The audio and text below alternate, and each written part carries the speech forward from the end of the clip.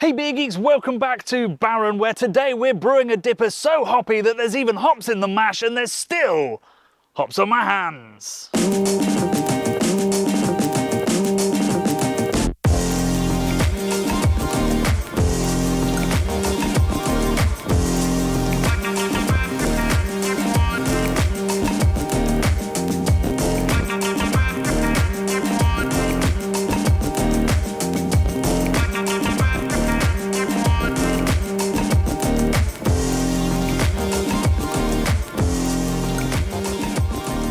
So yes, we are back at Baron for the third in what has become a series of increasingly hoppy, increasingly exciting hoppy beers. Way back in 2023, we brewed a beer called Short Shorts, a Simcoe and Strata Hazy Pale Ale. Then last year for our festival Love and Beer, still tickets available for the 2025 edition, we brewed a delicious Simcoe Strata and Motueka Hazy IPA called Board Shorts. And this year we are brewing Zipoff Shorts. Yes, we're going with that name. And to add to the booze in this double IPA, the body in this double IPA, we are using a pretty new hop called Crush, which we have been sniffing today, and it smells just like juicy fruit chewing gum. It's a truly unique, really exciting hop that I've never brewed with before, but it's smelling fantastic. The brewery is smelling fantastic, and we've got some really unique ways cooked up with Jack, some proper craft hacks going on to get as much hop flavour, as much alcohol warmth, as much sticky, joyous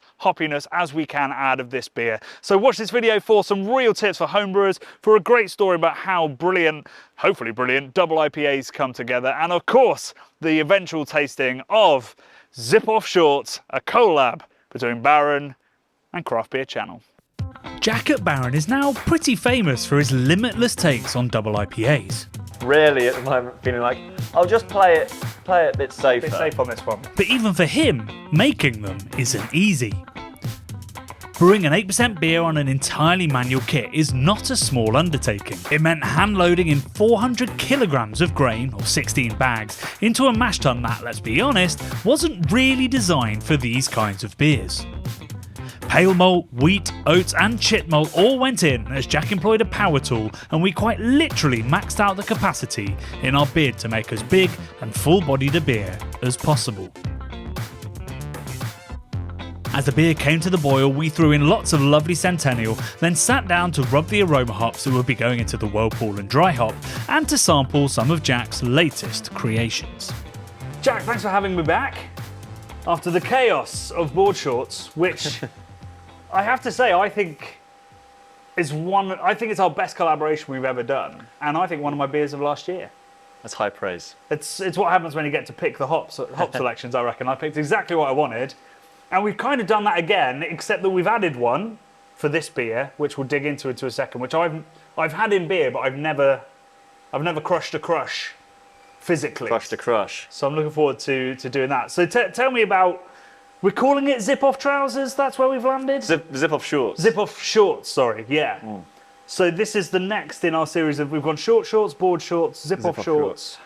I guess there'll be a trousers tipper at some point. Yeah, I think we'll have to. Flared trouser. Yeah, but we're brewing on the kind of day where you do need Zipoff Shorts because it can't quite make its mind up out there. Wet then night is nice. Yeah.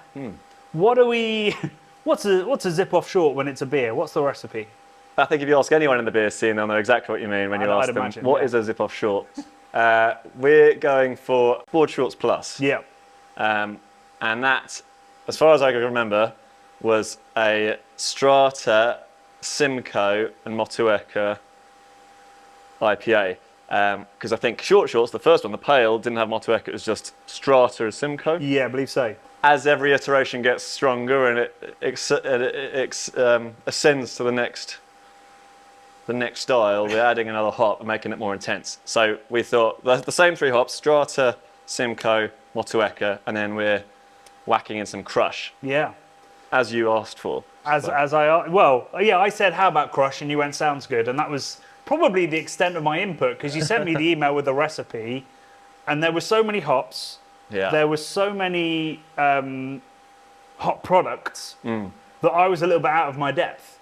So I sort of went, Crush sounds good in response. Yeah, it seems like with IPA brewing, particularly double IPA brewing, there is you almost can't go too far with the hop products, and we're trying to layer in as many ways of getting hop flavor and aroma into the beer. So we are using a range of products, all hop derived products, all completely good stuff. And in terms of as we're going from an IPA to a double IPA, obviously it's getting stronger. Obviously there's more malt. Obviously your mash tun was at its limit earlier.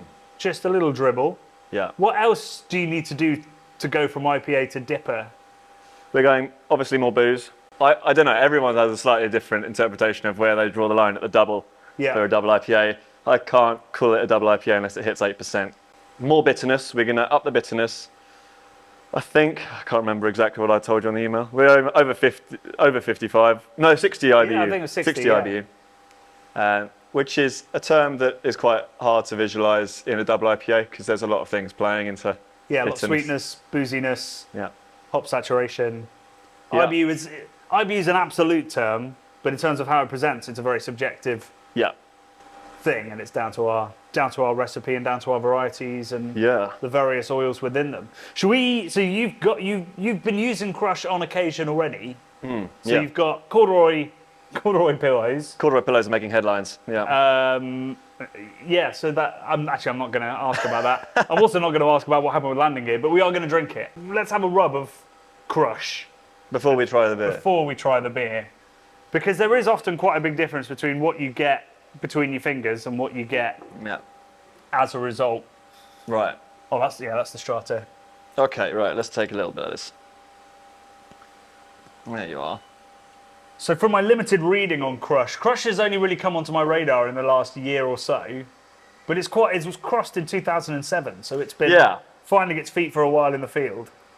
Yeah, and we have been playing with it. Well, since it's been around since before I was brewing here, so at least 4 years. Yeah, I'd guess available in the UK commercially for at least 5 years. Right. It was COVID baby. It was HBC 586, and it was very popular. I think it was probably the most popular of the unnamed varietals when it was, before it had got christened. I remember crush. speaking to people at Yakima Chief about 586. You know, people. Yeah. There was a lot at one of the beer X's. I think it must have been 2022. Everyone was going mad about this hop. A lot of people talking about it being the next Mosaic, and I can see why they say that. It's got that really over the top single hop possibility. Yeah, sort of juice. a juicy fruit, all the oils in big quantity, kind of a well-rounded stickiness. hop. Yeah. It's not just like it's not got one dimension, which some hops do. Yeah. It's got a bit of everything. And I guess they've tried to capture that in the name as well. It's like crushed fruit smoothie kind of thing. With a K. With a K. I mean, that is like I use this all the time with Mosaic, but it is juicy fruit chewing gum as well. Yeah. I can see the yellow packet when I sniff it. There's a lot of talk about it having a slightly sort of burnt match sulfur, like a struck match smell. It's not even savoury. Maybe it's an umami thing. It's sort of you don't necessarily get from Citra or Mosaic, but. Yeah, I think you've got to use it in a huge quantity to get a significant amount of it. So do you see this as something you could use as a single variety, or you've put it with others? You don't really do single varieties at Baron either, but... Yeah, I think it could. Maybe we'll have a go with it one day. Maybe next year. Really beautiful aroma. Bang tidy hop. And oily. I mean, they were quite tough pellets, but now... I thought that, as I picked them up, I thought they were going to be too hard to crush by hand, but they just fell apart, so actually. And I think really different to the other hops that go in to our beer. So Strata, you were saying strawberry laces is the thing that always gets you, and I was just sniffing that Strata and getting like lemon drop and strawberry laces and like nostalgic candy vibes. Yeah. Should we give it a rub? Oh, let's give it a rub, yeah. Thank you. And I think Strata appears in quite a lot of your beers. You seem to enjoy it. I like Strata. I use it in my core pale ale, Fuzz. Available in all good craft beer shops. It's the only beer I repeat and it's just Mosaic Strata, and it is. I'm always trying it, thinking maybe this is the wrong combination of hops for a core pale. It's like it's so dank. It just smells like skate parks. It smells like dudes having a great time, sweaty and weedy, and that's. And yeah, Strata for me is like, it's the dankest, but also got that strawberry thing going on. And I never use it as in CGX form. That's like cryo equivalent, or T45, that sort of double strength pellet, which this is, which feels, I haven't smelled it yet, that feels oily as all heck. It feels like cake. Yeah. Like cake crumb. Yeah. Like really it's got egg in it and butter. Yeah, goddamn. Amazing. Well done, Strata. That smells fantastic.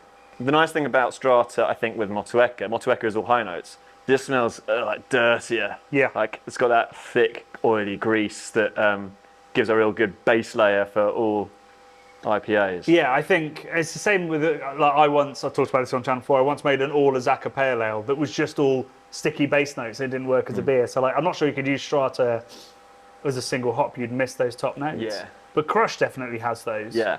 Simcoe's more bottom note as well, generally. Yeah. So we're going to rely on that Crush to bring. Oh, and the Motueka. Crush and the Motueka. Yeah, for the 4 options, we've got quite a lot of.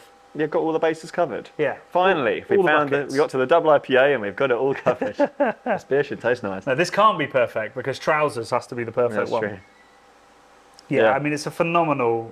It's going to be good, that aroma, and it's one of those aromas where you can't quite put your finger on what you're getting, and that's like we're throwing lots of words like skate parks and dudes next to the smell of dudes. The smell of dudes, which I think will end up in a really complex beer, particularly with the booziness, the body, the sweetness, the decent whack of bitterness.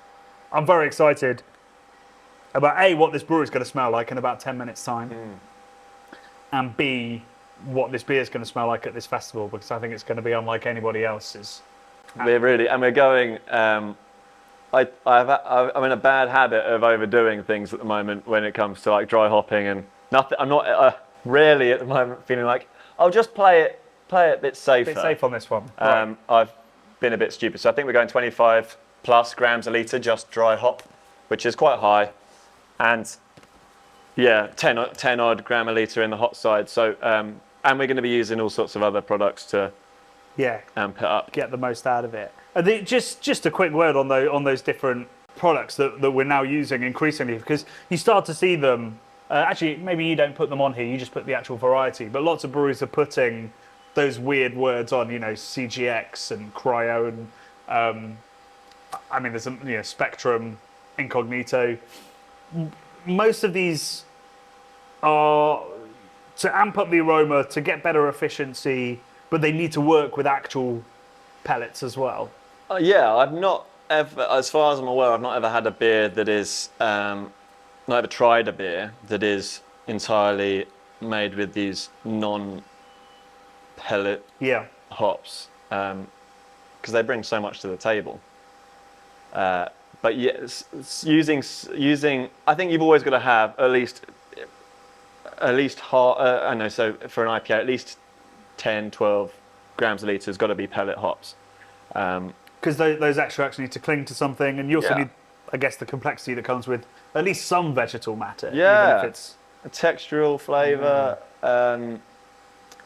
But using, like, saturating it in pellet and then adding Dynaboost or Spectrum, and then we're starting with this abstract, which is originates from the marijuana industry in America, and they're taking they're stripping the flavor profile, the oil compounds down, and then rebuilding that from a weed strain using non-weed products. So it smelled like I've used Pineapple Express, their Pineapple Express one, and it smelled just exactly like weed, right? Like identical to it. It was really quite weird, and it comes across very well in the beer. So they've started doing that, but for hop products, so not weed varietals. So we can get Simcoe, which we're going to use. Simcoe is in abstracts form, which has exactly the same terpene profile as the Simcoe pellet, but it's in 100 millilitres, which seems too tiny to do anything for 1,200 litres of beer. Yeah. But It's homebrew, almost homebrew size. Yeah. It looks like you've been sent the wrong size bottle. It's a bit of a Spinal Tap moment where you're like, Yeah. we've ordered the wrong thing. Yeah. What is this? An extract for ants? But yeah, it does. It does seem to do something, and that 100 millilitres is equivalent pretty much to a 5 kilo bag of T90 wow. pellets. So it's, I think these all work as additions when you've already built an incredibly hoppy beer. They work as a final top note. They're not very good as a replacement, I don't think, but I haven't done enough. We all say these things with such confidence, but we haven't done enough trial and error. Them enough, yeah. So yeah, that's what we're going to do and make this beer as pretty much as intense as we can. Crush is a really exciting new addition to the New England brewing scene. To my mind, it's an alternative to Mosaic that's less blueberry, less sweaty and overripe, and more fresh and a bit brighter. I hoped it would add some lovely citric top notes to the piney Simcoe and the weedy Strata. All that was left was for, well, Jack to dig out the mash tun, and for me to get that killer shot, adding some hops. A few weeks later, Jack popped round with some cans still dripping with condensation from the canning line, but advised me to give it some time for the raw green hop character to round out. Finally, with Love and Beer barely 2 weeks away, my restraint broke and I cracked a can. Alright folks, I've been being patient, but the time has come to finally try this beer. Before I crack it, quick shout out to Harry Wilde, who absolutely nailed what must have been the oddest brief in his designing life. Also, this is the design of this year's Love and Beer glass, a beautiful lime green, and our sponsor Grandfather. Thanks Brad for that beautiful design. Right, here we go. 8% Zipoff trousers into the festival glass for the first time. Really excited to see how Crush adds to the hop bill that we had for board shorts. I mean, it looks absolutely on point, nothing wrong there. Let's get the aroma. Holy moly. Oh my God. Really, really juicy pineapple that's probably just turned in the fridge. There's mango as well, and there's something kind of green jelly baby, fruit pastely vibes as well. Something really chewy in there. Not a lot of that kind of weedy strata character. I feel like the Crush and the Motueka are really, really singing. And that the strata's coming across really juicy instead of dank. It's an absolute fruit bomb. Incredible.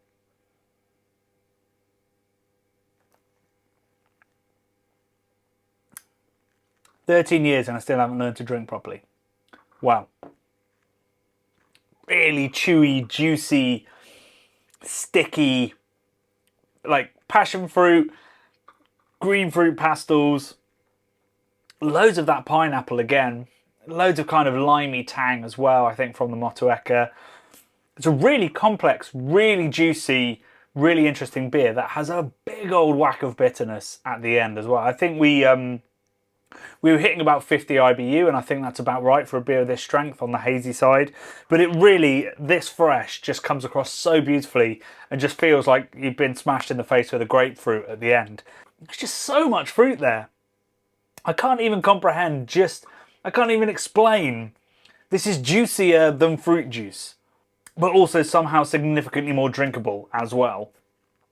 That is absolutely stunning, and I think that obviously Jack's talents are the reason for that, but also I think this combination of hops that we've been working with, we've put so much focus into what those hops should be, what flavours we want to get out of them, and I really think that pays off. If you try to build complexity into a beer that is typically described as, you know, a bit basic bitch, you can get so much character into these beers. Like, that smells like no other. I mean, the first beer that it reminds me of is actually that Root and Branch beer I had in the blind taste test that was just all out orange juice.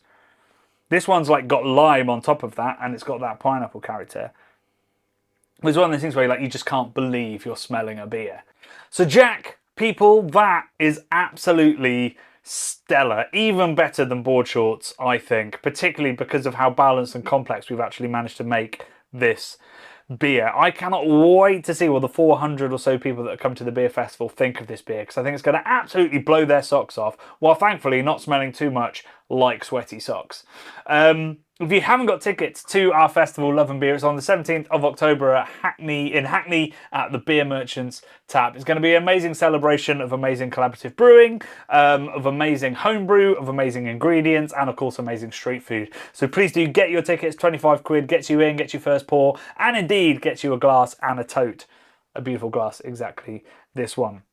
There's not many tickets left, so time is of the essence, but hopefully we'll see you there and enjoy a little sample of Zipoff trousers. And of course next year, Jack, trousers ticket.